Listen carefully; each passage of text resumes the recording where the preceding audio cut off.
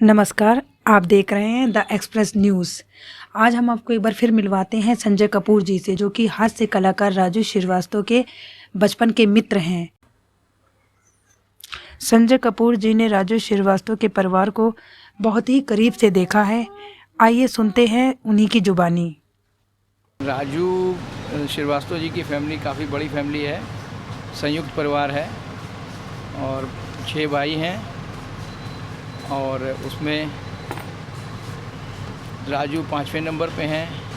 सबसे बड़े वाले दिल्ली में रहते हैं बड़े भाई साहब, फिर डॉक्टर साहब हैं, फिर तीसरे नंबर पे रमन भैया हैं जो यशोदा नगर में उनकी प्रोविजन स्टोर है।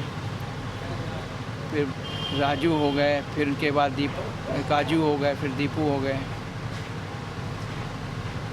राजू श्रीवास्तव जी का नेचर और भाइयों के नेचर में किस तरीके से डिफरेंस है लोगों में? बड़े भैया में जैसे जो दिल्ली में रहते हैं वो उनका किस तरीके से, मतलब कोई सख्त होगा, कोई सॉफ्ट होगा? गंभीर स्वभाव के, वो सब जो हैं गंभीर स्वभाव के हैं, डॉक्टर साहब भी और बड़े भैया भी। और राजू एक अलग नेचर के हैं, इनका स्वभाव अलग है।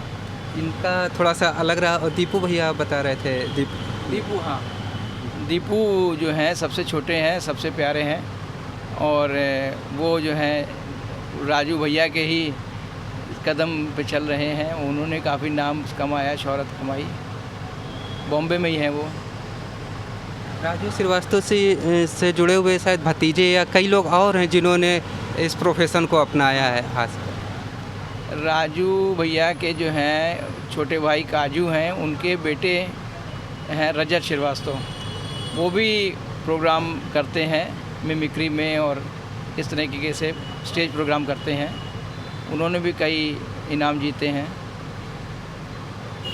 राजू श्रीवास्तव जी की शादी का भी बड़ा रोचक किस्सा है, या मतलब थोड़ा सा उसमें शायद लव मैरिज है या थोड़ा सा कुछ जानकारी हो तो उस शादी के बारे में बता दीजिए। नहीं, लव मैरिज तो नहीं है, वो तो रिश्तेदारी में ही उनकी शादी हुई है। हाँ, वो शिखा भाभी सुंदर थी शुरू से ही, तो राजू अट्रैक्ट होते थे, तो उसी सिलसिले में उन्होंने रिश्तेदारी में ही अपनी बात आगे बढ़ाई और जब राजू कामयाब हुए तो दूसरी पार्टी ने भी उसमें इंटरेस्ट दिखाया और दोनों की शादी हो गई।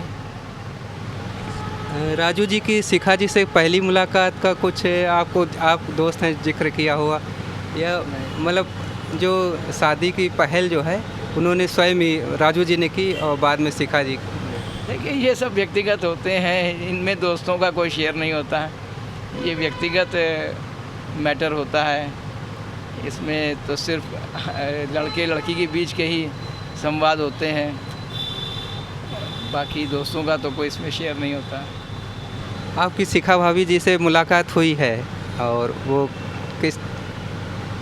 1-2 फंक्शन में मुलाकात हुई है, वैसे ज़्यादा मुलाकात नहीं हुई, 1-2 फंक्शन में ही मुलाकात हुई है। उनके 2 बेटे हैं, एक बेटी अंतरा है और एक बेटी अंतरा है और एक बेटा है, तो आपसे एक है, तो उनका कैसा नेचर है? वो पापा से शायद वो हास्य में नहीं आना, या मतलब वो कैरियर किस तरीके से बनाना? अंतरा एक्टिव है बहुत, वो पापा के ऊपर है और बेटा सीधा है, अभी वो छोटा भी है।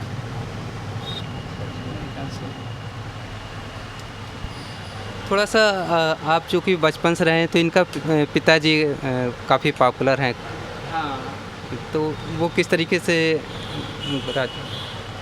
हाँ, राजू के पापा जो बलई काका, वो बहुत ही पॉपुलर रहे कानपुर में। हर कवि सम्मेलन में उनको बुलावा होता था और सम्मानित व्यक्ति थे। हमारे पास भी दुकान पे आते थे, हमारी वाइफ बैठती थी उस समय, तो आके वो बताते थे कि बहू हमने एक कविता लिखी है, वो सुनाते थे। फिर राजू के किस्से सुनाते थे, फिर कैसे बताते थे कि राजू अमिताभ बच्चन से मिले, तो सब वो फ़ोटो में दिखाते थे, तो काफ़ी क्रेज़ रहता था। इनकी मम्मी शायद काफ़ी कड़क थी, वो जब ये पिक्चर देखने जाया करते थे तो काफ़ी, क्योंकि कई बार उन्होंने जिक्र भी किया है कि अब क्या यही होगा, बच्चे पिक्चर देख के आएंगे, तो उनकी माता जी किस तरीके? हाँ, काकी जो थी वो एक गांव, एक्चुअली वो गांव से संबंधित हैं। तो काकी इस बात को बड़ा बुरा मानती थी कि फिल्मों का, और उस टाइम सन 80 के आसपास जो है ये तो कहा ही जाता था कि फिल्मों की तरफ जिन बच्चों को रुझान है वो कभी सक्सेस नहीं हो सकते, पढ़ाई पे ध्यान दो, पढ़ाई से ही सक्सेस है, जीवन सफल होगा। लेकिन ये पैटर्न बाद में राजू ने चेंज कर दिया। काकी जी से काफ़ी डरते थे राजू जी, और लेकिन ये छुप छुप के अपना फिल्म में जाना शुरू देखते रहे। उन्होंने भी कहा था कि अमिताभ बच्चन आपको खाना नहीं देंगे। फिर काकी जो थी भाई, बड़ा परिवार था, डिसिप्लिन तो ज़रूरी था ही।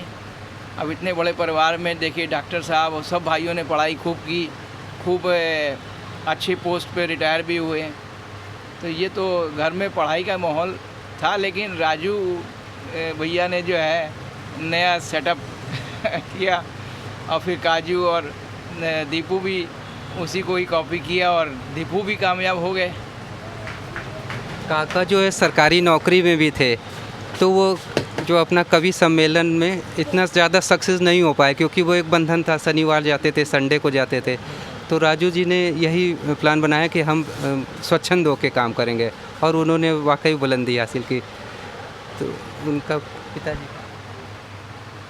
वो तो कोर्ट में थे, पेशकार थे काका। लेकिन उनका जो है, जैसे अटल बिहारी वाजपेयी एक अंदर से उनके कवि था, वैसे ही बलई काका के अंदर भी एक कवि था, जो नई नई कविताएं जो है वो लिखते थे और उसको सुनाते थे। उसी आर्ट को राजू ने नए रूप में पेश किया, और वो एक अच्छा समन्वय बना के उन्होंने, राजू ने वो एक नई चीज़ पेश की पब्लिक में, और वो हिट हो गई। बताते हैं कि वो अपने पापा की डायरी चोरी छुप छुप के पढ़ लिया करते थे, जबकि वो बहुत सख्त थे, अपनी डायरी नहीं किसी को दिखाते थे। और स्कूल के प्रोग्राम या वही जब पापा की डायरी को पढ़ के सुनाते थे लोगों को, तो बहुत ज़्यादा वाहवाही होती थी। तो कुछ इस तरह। नहीं, इस विषय में तो मुझे कोई जानकारी नहीं है। लेकिन बलई काका चूँकि कवि थे, और कवि के बेटे राजू, तो उन्होंने उसी आर्ट को जो है आगे नए रूप में वो मिक्स करके पेश किया। एक प्रोग्राम में उन्होंने स्वयं बताया कि हम पापा की डायरी चुपके से पढ़ते हैं। हाँ, उससे भाई बताया ना, वो कवि थे, और कवि उनकी डायरी से तो वो आइडिया लेते ही थे। राजू भैया की कोई सिस्टर है या? हाँ, एक सिस्टर। राजू जो है बहुत ही दिल के बहुत ही हीरा आदमी है, बहुत ही बेहतरीन इंसान है, आम आदमी नहीं है वो।